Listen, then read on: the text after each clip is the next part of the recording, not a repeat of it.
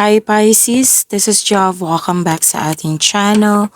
By the way, Pisces, this is your weekly Gabay Tarot reading ngayong August 24 to 30, 2026. Gamitin ang reading na ito bilang gabayin lamang, tandaan Pisces. Kunin niyo lamang ang mga mensaheng tumatama sa inyong sitwasyon at iwanan ang hindi. Gabayin lang ito at ikaw pa rin ang may hawak ng tadhana mo. Kung handa ka na Pisces, tingnan natin kung ano ang gustong sabihin sa iyo ng universe ngayon.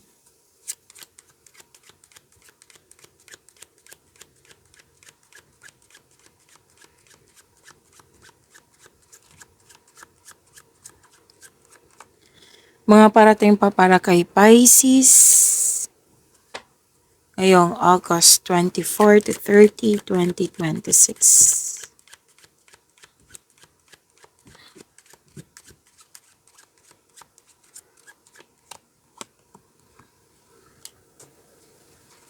Okay, Pisces, may na-hire dito as a crew or trabaho mo nagsiserve. May energy dito ng young person na pwedeng tinutulungan ka, pwedeng nag-uusap kayo tungkol sa domestic matters. And may nakita ako ditong which is sabi ko naman young person, di ba? Na natutuwa ka sa kanya kasi very obedient, like masunurin, like matulungin.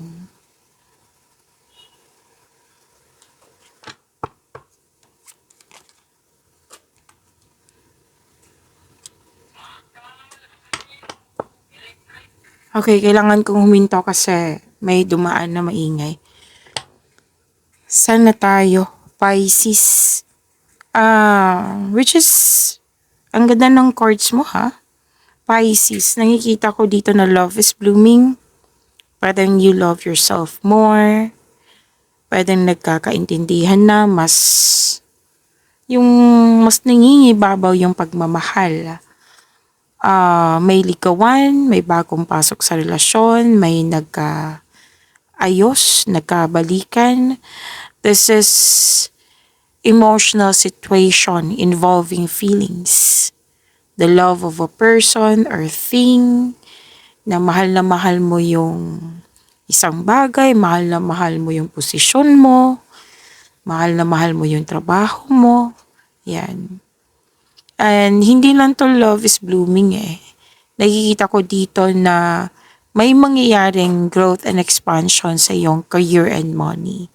Nakikita ko rin dito yung promotion. Pagtaas ng kita, sweldo, allowance, or ng iyong posisyon. So, claim nyo po. Ang ganda ng cards nyo.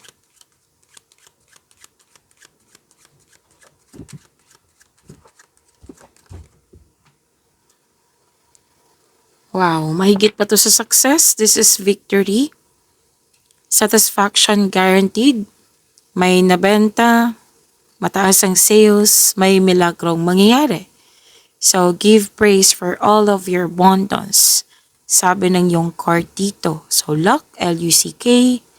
Your dreams are coming true.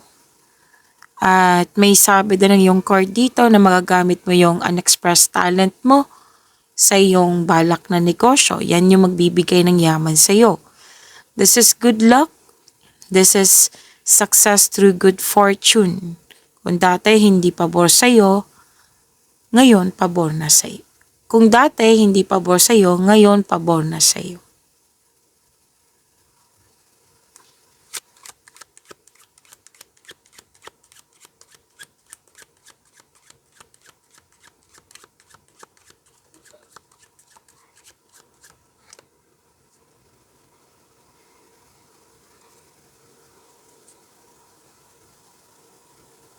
May nakita ako ditong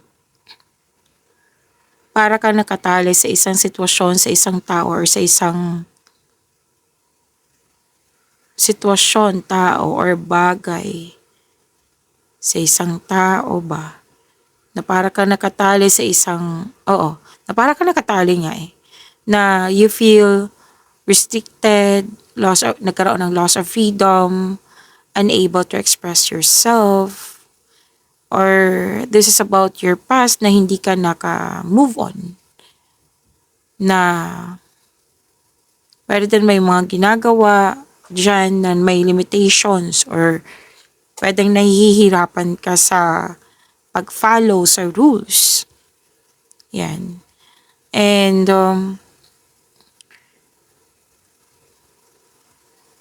sabi kasi ng card dito, Pisces, na stop punishing yourself. Itanong mo sa sarili mo, deserve ko ba ito? 'Di ba deserve mong magkaroon ng freedom? Deserve mong magkaroon ng balance, lalo na sa inyong emotion? Deserve mo ang magkaroon ng peace and happiness? Kung hindi man mabigay kung this is about love, kung hindi man maibigay ito sa isang tao, so it's about time na ito ay, kumbaga, bigyan mo ng love yung sarili mo. Kung hindi man ito mabigay ng isang tao sa'yo. Okay? Love yourself more. Sa ganitong sitwasyon kasi, itong emotion na nakikita ko dito, nagka-create ka kasi ng blockages na hindi yan nakakabuti sa'yo. Pwede ngang nahihirapan ka sa obligasyon, maraming nakadepende sa'yo, gusto mo mapag-isa, or nagkaroon ng loss of connection sa isang tao. Or di kaya'y may buntes kasi ako nakikita dito na pwedeng, this is a big diba? Responsibility, big obligation yan. So, pwedeng may buntes tapos nahihirapan ka. Kasi malaking obligasyon yan. Na kung hindi man ikaw to, pwedeng taong malapit sa'yo. Na kailangan mong kayanin kasi buhay yan. Kung ikaw man to buhay kasi yan.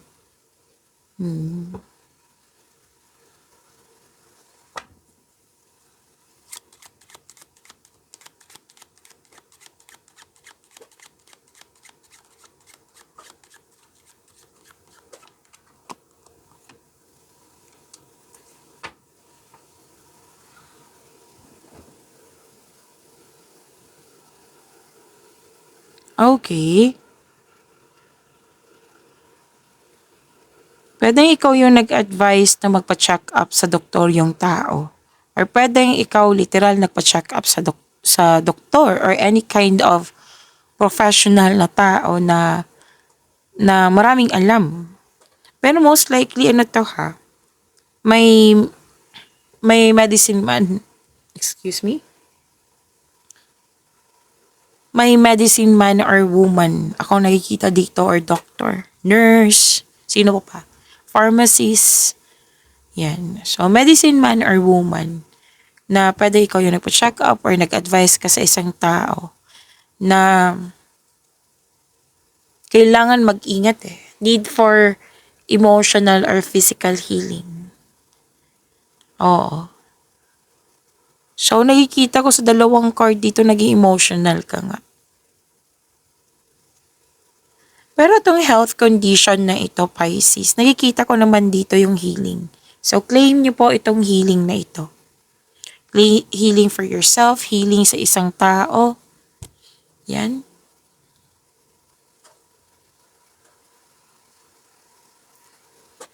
So, kung ikaw to, kailangan mo talagang alagaan yung sarili mo. Kung may nararamdaman ka na dyan or hindi mo naintindihan yung sitwasyon mo, kasi ilang beses lumabas dito yung nagkaroon ng emotional or physical concern. So, kailangan magpa-check up talaga. Tulungan ang sarili. Pwedeng ikaw yung nagbigay ng advice. Pwede ngang ikaw yung doktor. Or may alam sa medisina.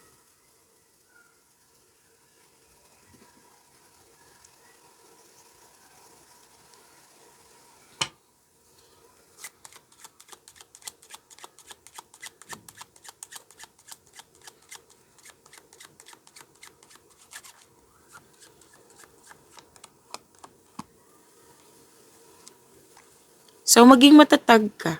Kasi, sinabi ng yung card dito na maayos din tong mga concern mo. Mismo ang card ang nagsabi dito na maayos yung concern mo. Basta, hindi mo deserve na parusahan yung sarili mo. Baka nagmukmuk ka dyan, baka ayaw mo ng mga kausap. Like, nagsastay ka sa isang sitwasyon na alam mong nahihirapan ka, na hindi ka gumagawa ng solusyon. Gumawa ng solusyon, tulungan ang sarili. Okay, so may pag-uusap din dito tungkol sa hometown or maaari din, uuwi ka sa inyong hometown. So may pag-uusap din dito sa long-lasting, objective reach with effort and sacrifice. Yes. So, magiging maayos din to. Magkakaroon ng emotional stability din. Basta tulungan ang sarili. Kasi kung hindi mo tutulungan yung sarili mo, walang mangyayaring changes. Mahihirapan ka pa rin. So, sinasabi pa ulit-ulit ng cards mo dito, tulungan ang sarili.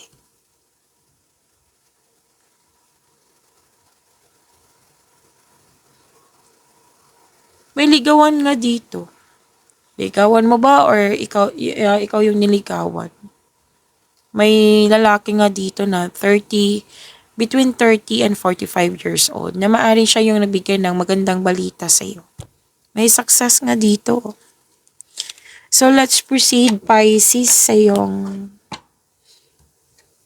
hingi tayo ng message for you for this week. Ngayong August 24 to 30, 2026.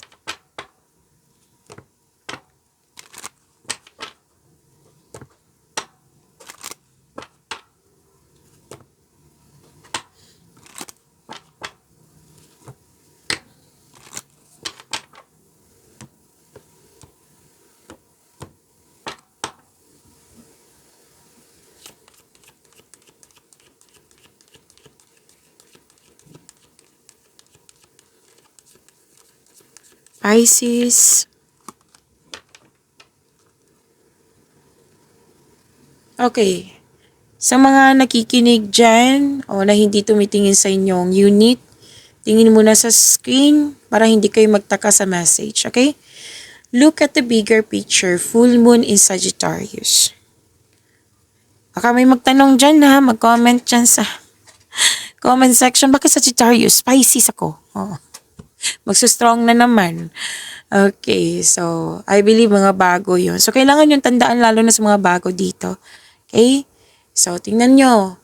Tingnan nyo muna yung screen dyan kasi minsan ginagawang radyo to eh. Tingin muna. Look at the picture. Look at the bigger picture. Full moon in Sagittarius. Inom muna akong tubig. Saglit lang po, Pisces.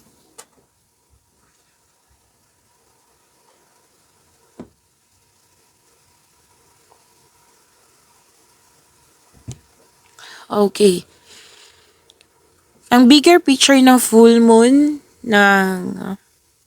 sa Sagittarius ay nag-invite sa'yo na lumabas sa iyong comfort zone.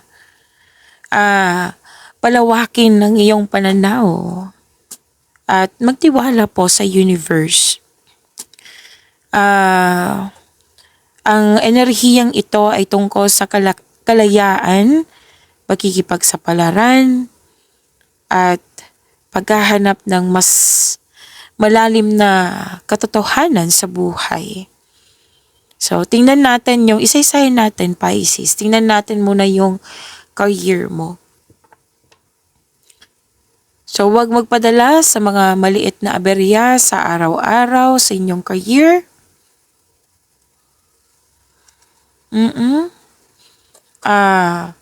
Oras na para tingnan ang iyong mga pangmatagalang pangarap at layunin. So, maglakas loob na sumubok.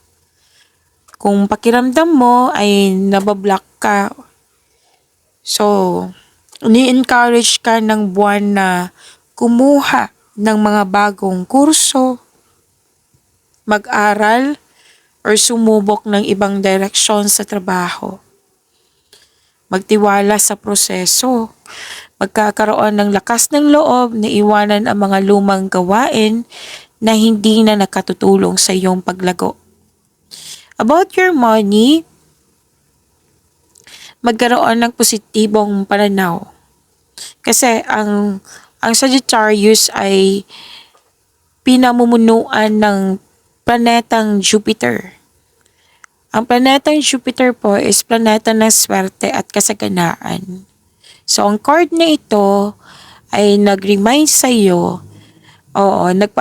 nagpapaalala sa iyo na ang sapat na supply ay darating kung manatili kang positibo. So, i-remain nyo po yung positive thoughts nyo kasi yan yung ma-attract yung positivity po. Lalo na sa mga sinasabi dyan. Okay? Na make it positive, like positive affirmation. Iwasan magsabi ng mga negatibo, mag-isip ng negatibo. Para ma-attract mo tong sinasabi ng card mo. So, iwasan ang padalos-dalos na gastos. Yes. Dahil mahilig sa adventure ang Sagittarius kasi. So, mag-ingat sa mga biglaang paggastos o pagbili dahil lang sa bugso ng damdamin. Mamuhunan sa kaalaman. Ang pinakamagandang pagkakagastusan ngayon ay ang mga bagay na makakatulong sa iyo. Yung magpapalawak ng iyong isip tulad ng paglalakbay o edukasyon. Now, sa pag-ibig tayo, again, para sa mga marelasyon, kailangan ng space at kalayaan. So, ang card na ito ay nagpapahiwatig na kailangan nyong bigyan ang isa't isa ng space, kalayaan po. Kalayaang lumago bilang individual. Kasi ang labis na pagiging mahigpit po ay maaaring magdulot ng sakal. Masasakal. Sakal na pakiramdam. Okay? Maglakbay at mag-enjoy na magkasama. Buhayin ang sigla ng inyong relasyon sa pamamagitan ng pagsubok ng mga bagong aktibidad. Oo. Or magbiyahe sa mga lugar na hindi nyo pa napupuntahan. Kung maaari po, pwede na mag-Netflix kayo dyan sa bahay na hindi na kailangan gumastos. Like magkaroon talaga ng time sa isa't isa. Gumawa kayo mga bagay dyan na first time nyo. Magbuo kayo ng project. Yan. So pag-usapan ng hinaharap. Oras na para pag-usapan ng inyong ang inyong mga magkasamang pangarap sa buhay ng may katapatan at optimismo.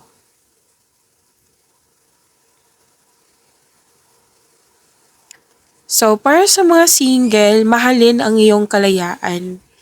Gamitin ang mga panahong ito para kilalanin ang iyong sarili. Kung may time ka, maglakbay ka. At enjoy ang kawalan ng limitasyon. Bukas na puso. Oo, sa ibang kultura. Like, may posibilidad na makakatagpo ka ng isang tao na iba ang pinagmulan, kultura, or may malawak na pananaw sa buhay na magtuturo sa iyo ng mga bagong bagay. So, wag magmadali sa mga single dyan. Wag pumasok sa isang relasyon dahil lang sa takot ka mapag-isa. Okay, takot kang mag-isa. Maghanap ng makakasama na susuporta sa iyong kalayaan at mga pangarap. So, yan po. Look at the bigger picture. Full moon in Sagittarius.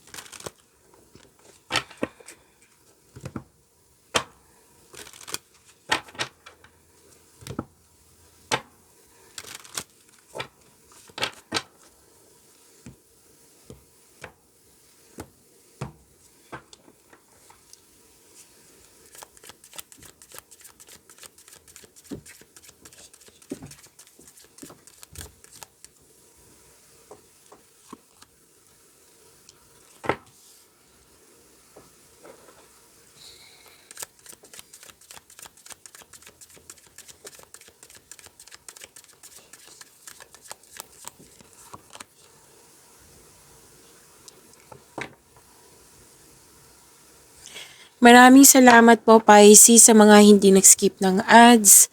Subscribe na po kayo sa ating channel at click bell notification para updated po kayo sa reading natin. Para po sa mga gustong magpa-reading po, comment po kayo ng personal reading and check my reply sa comment section. By the way, sa mga hindi pa nakakaalam, may second channel po tayo. So, andito lang po sa YouTube po. I-search niyo po yung Love Job. I-type niyo po dyan. Love Job sa search engine. Okay, dito lang po sa YouTube. This is our second channel. Huwag kalimutan na mag-subscribe at i-click yung bell notification para po lagi kayong updated sa daily reading natin. Andun po yung 12 zodiac sign. Let's say, for example, wala kayong reading for today. Tapos, posibleng may reading dito. Punta kayo dito sa second channel natin kasi posibleng andito po yung daily reading nyo po. Okay, so that is timeless reading, timeless reading, short reading po sa 12 zodiac sign. Okay, so again, kung walang upload dito, like for today, walang upload, posibleng nandito po sa second channel natin. Okay, so thank you.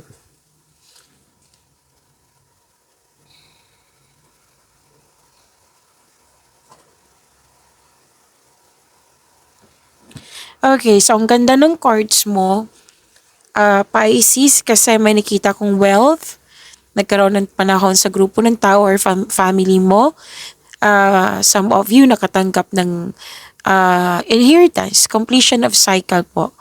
Makakatanggap ka ng mana, pension, retirement o masaganang ani ng buhay. Nakikita ko dito nag-spend time ka sa grupo ng tao and I believe this is your family or tinuring mong family. At may nagsasave ka ng pera mukhang may tutulungan kang isang tao na malapit sa iyo. Okay, na ito yung dahilan na mas naging masipag ka sa araw-araw. And pwede ipakilala, di ba may reunion, togetherness. Ipakilala mo na yung person mo sa grupo ng tao. Yes. At may plano kayo ng pamilya mo, nagbabuo ng family business, at or di kaya very supportive nga sila sa inyong mga plano sa buhay, lalo na sa plano mong negosyo. Pwede din po may alok na negosyo yung close friends mo, like business partnership. May posibilidad din na bibili ka ng property ngayon. So, nakikita ko rin dito na kailangan mong humingi ng payo sa mga taong nirerespeto mo na mas matanda pa sa iyo or wiser pa sa iyo.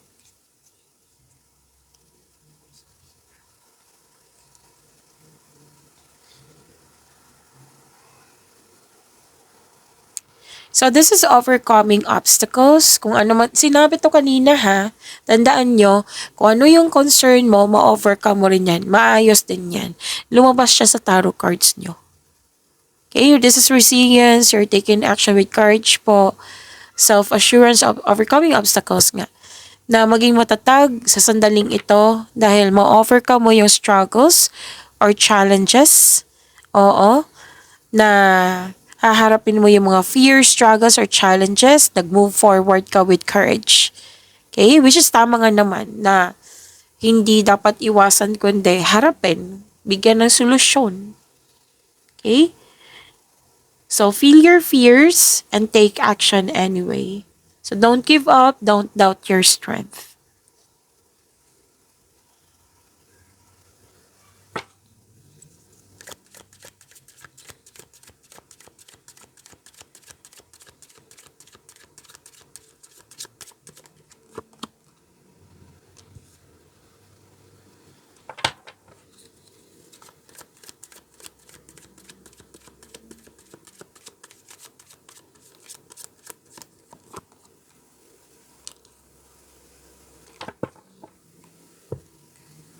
Okay, sa career and money niyo po, Pisces, nakikita ko dito na may nakita kong conflict dito Pwede may kasamahan ka dyan or environment mo is toxic. Tapos, sana'y maiwasan tong nakikita kong argument po. Kasi may nakita ko ditong pagtatalo or pag-aaway sa grupo ng tao kasi hindi nagkasundo.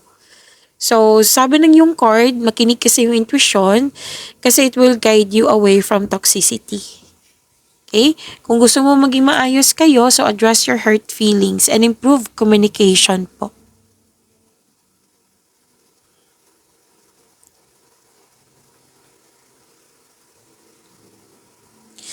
Kasi kung mag-uusap po kayo, nakikita ko dito magkakaayos kayo, magkakasundo kayo. Mukhang gagawa nga kayo ng adjustment para magkasundo nga sa kayo. So may namuong romance sa workplace mo or yung partner mo, katrabaho mo po, or di kaya'y yung sinabi kanina na may nakipag-business partnership sa'yo or makipag-teamwork. Nakita ko naman dito na gusto mo yung career mo kasi nagbibigay ito ng financial stability sa iyong buhay at nagagawa mo yung passion mo at the same time.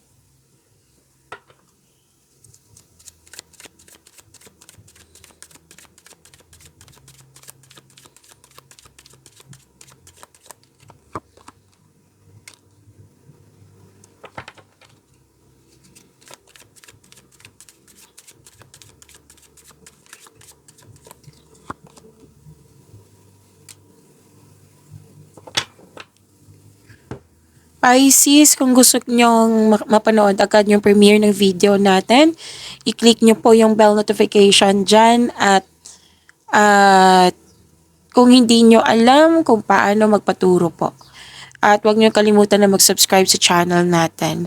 May offer po akong personal reading. Kung gusto nyo po, comment down personal reading and check my reply sa comment section.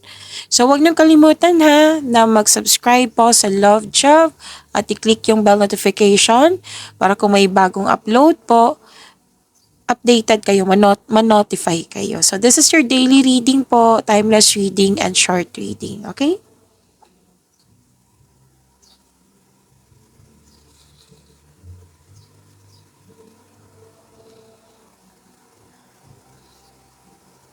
Okay, so you have a wonderful romance, loving, maalaga at compassionate. Like marunong magbalanse sa kanyang emotion na pwedeng ito yung partner mo or pwedeng ito ang parating sa'yo. May nanganak dito, may nag-alaga ng baby, nag-alaga ng mga bata, nagkaroon ng panahon sa pamilya. Yes.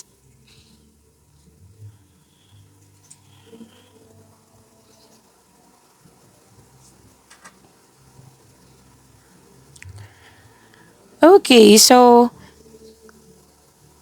some of you nag-iiwas ng confrontation, umiiwas ng away. So, sabi ng yung card, this is fear eh. Kailangan kasing i-release to. Na, like, wag mong hayaan mangingibabaw yung fear than love. Single ka man, marelasyon sa buhay mag-asawa kasi nagiging guarded ka. Hindi naman tama po na parang habang buhay kang umiiwas, 'di ba? Kasi fear 'yan eh. O fear po parang like umiiwas ng away nga. Uh, Umiiwas parate, ayaw ng confrontation. Hindi po 'yan tama. Talk to this person. Sinabi nga kanina, 'di ba? Communication is the key. Hindi mo deserve na magkimkim, magbitbit mo yung fear hanggang future. Pisces. So, communication is the key. This card asks you na i-release mo yung fears of opening up to love.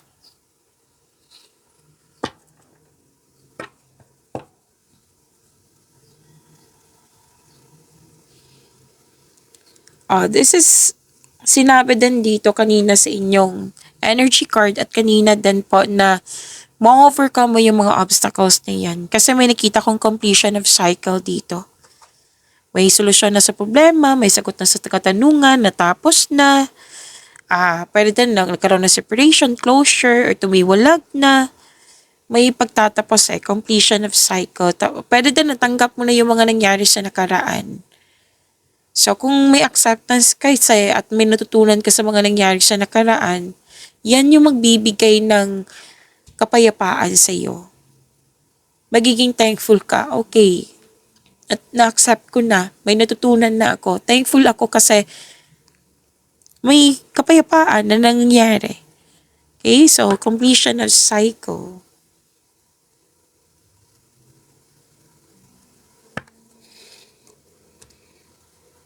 Sa mga single po, may parating na love or romance. Sa mga marelasyon po ay mag-asawa, may plano kayong mag-level up. May ilang couple din dito kontento na sa inyong pagmamahalan. Okay, pag-imanin niyo po yung blessings sa binigay sa inyo, Pisces. See you tomorrow. Maraming salamat po.